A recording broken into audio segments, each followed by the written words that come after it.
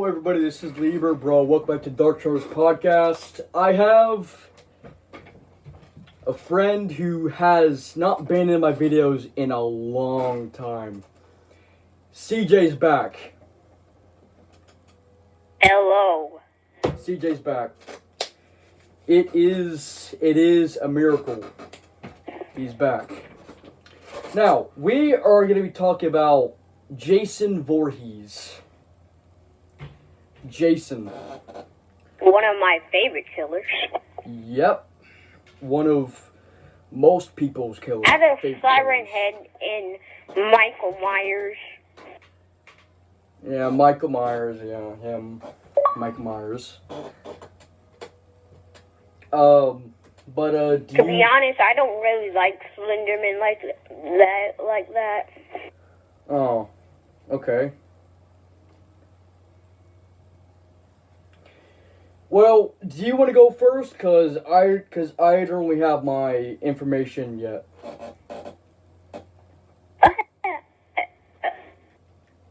I have information from the games. I don't have information from the movies or anything like that. All right. I guess since you already have your information on the game, you can go first then.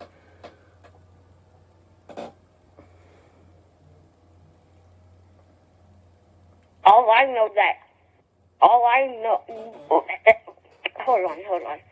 Let me chew my snack. Alright.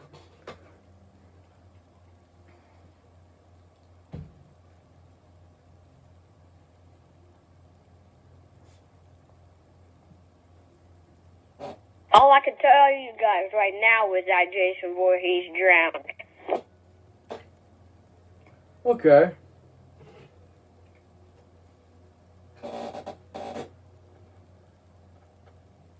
And the kids just watched him.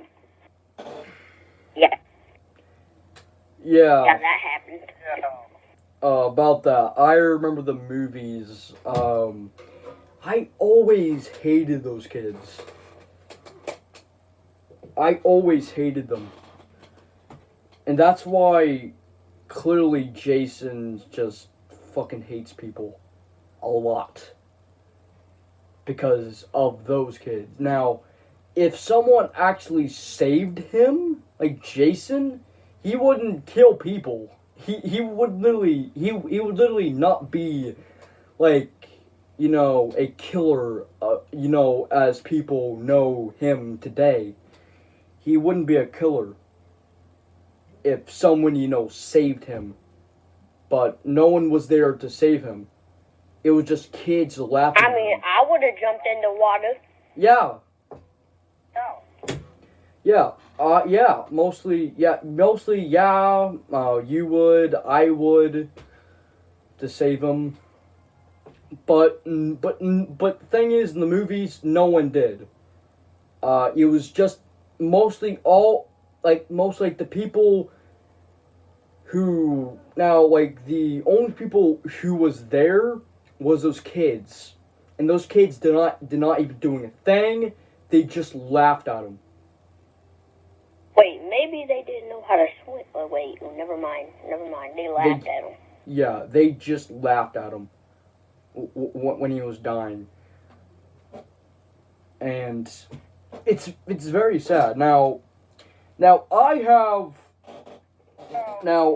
going to be reading this on I am going to be reading a article about him. Jason Voorhees was born in the small town of Small Lake on Crystal Lake, on June 13th, 1946, to Ellis Voorhees and Pamela Voorhees, though his age is often disputed, as the actress for Pamela created a backstory for her character that put Jason's birthday in 1944. Jason was afflicted with severe facial deformities, syphilis. That was okay. I cannot pronounce that word. An abnormally large head and mental disabilities. That's one thing that mostly that I hated the most about those kids, because they laughed at someone with a fucking disability.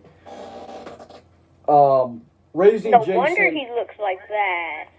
Yeah, raising Jason on her own, Pamela kept her son isolated from the community, not letting him attend school, and educating him in their home on the outskirts of Crystal Lake. Due to his mental deficiencies, his education was quite limited, but he learned never to question his mother. He obeyed all his mother's orders, grasping that concept that his life was going to be difficult, if not, but not impossible, without her guidance. His extreme obedience for his mother would manifest itself in a strange way after puberty. Even after she died, Jason could imagine her talking to him from beyond the grave. In 1957, Pamela was hired by Mr. and Mrs. Christie as a cook for their summer camp. Having no living relatives to board Jason with an unable to afford nanny, she took him to the camp with her. Jason had actually been with his mom most of the time instead of the other kids, leading to them thinking he wasn't very smart, so they started bullying him. That's the thing that pissed me off. While being bullied by the other campers, Jason attempted to escape from his tormentors, but the cruel children caught up to him on the dock and threw Jason into the lake, where he presumably drowned. His last words were for his mother, then for anyone in earshot to help him. The counselors were supposed to be on the lookout for this type of misbehavior, but were distracted by casual sex. The Christies ordered the camp closed. Police combed the lake, but failed to find Jason's corpse. Interrogation of the counselors led the authorities to conclude Jason's death was accidental, and no one was charged with his death. In 1958, it was again open and scheduled. Pamela, who was mad with grief, murdered Barry Jackson and Claudette Hayes. The counselors she blamed for Jason's drowning, Pamela was never suspected of the murders. But unlike Jason's drowning, autopsies of the two teenagers clearly showed that they were died? Wait, why does it say... Okay, dead as a result of homicide, and the camp was promptly closed his time. The Christies reopened the camp in 1962, but discovery of arsenic in the water reserves on camp property caused the summer season to be canceled. Throughout the 1960s and 1970s, there were random fires on the property, and the fire department could not come up with a plausible reason. It was never proven, but strongly suggested that Pamela lived close to the camp and had engaged in these acts of sabotage in order to ensure the camp remained unattended, and that no child suffered the same fate as Jason. All these tragedies led to the abandoned summer camp being nicknamed Camp Blood by the locals, who came to believe the area was cursed. Despite struggling in the lake from the prank, he did not drown. By some means, Jason managed to make it to land safely. Having no idea how to seek help, he seemingly decided his only action was to wait for his mother to find him. He either built a home or managed to occupy a abandoned shanty in the woods. During these years, Pamela never found out where he was, nor did they see each other again until her death. Presumably, Jason came to believe that his mother had died and that he was on his own. He managed to live off the land, subsiding on edible plants in the forest surrounding Crystal Lake, or hunting small animals, or pilfering food where he could. He also made use of the abandoned summer camp to strip it for makeshift goods, or made very limited forays into civilization to procure supplies. Jason had managed to achieve independence from his mother and survived on his own as a full-grown man, albeit in a crude, very haphazard manner. And that was before he did those massive killing sprees. So that was clearly what happened to him before he started. Hold on, I did something. I can't hear you right now.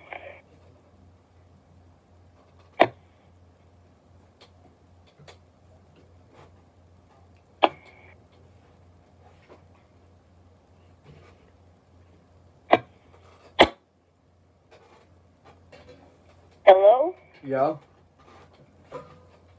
Okay, I can hear you now. Okay, well, now that was clearly everything about what happened to him before he did those massive, killing sprees.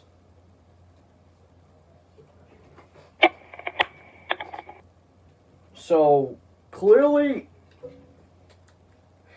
he was a good kid before he started killing. He was a good kid, before he started killing.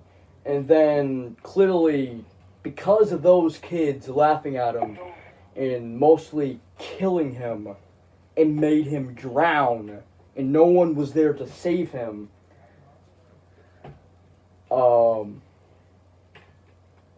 And his mom was not there to save him as well. So, clearly, because of him drowning by those kids, because those kids actually threw him into the lake, and he drowned, and then laughed at him. That's clearly the reason why he started the killing. Yeah, and there's what's weird, the thing is that in these horror movies, there's this different stories of how these different killers came to be, like they are right now, for Jason. All I remember is Michael Myers just killed his parents for no reason. That's all I remember from that movie. Yeah. I've seen all the Halloween movies, but I don't remember why Michael Myers killed his parents. But do you want to do that on a... Wait, do you want to do that on another podcast? Yeah, and I also want to do a Five Nights at Freddy's one, because I have a lot of information about Five Nights at Freddy's. I've been watching I do too. a lot of Five Nights at Freddy's videos. Yep. And I think you saw all of mine, I think? Because I had 4 parts on it, and then I made a Five Nights at Freddy's Revisited, and then yesterday I just made another one, which was my mom playing the game, clearly. And she died on night 2. Did she get scared to... Oh my gosh, so she's good at the game.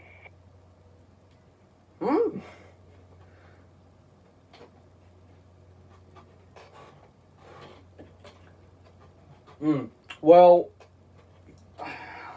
it's been like 15 minutes and 30 seconds, so do you have anything else to say about Jason? No. Don't? Alright. And that is the end.